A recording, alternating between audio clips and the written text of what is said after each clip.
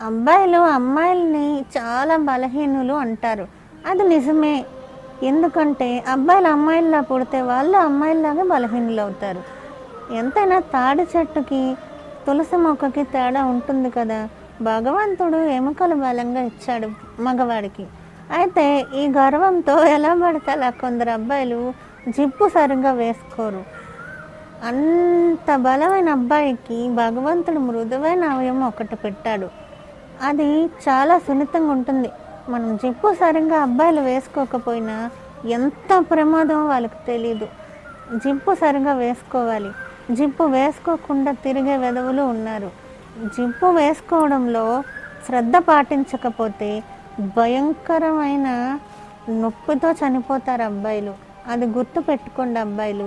ఈ వీడియోని అమ్మాయిలు చూస్తే మీ ఇంట్లో మగ పిల్లలకి జిప్పు వేసుకోవడం జాగ్రత్త అని చెప్పండి.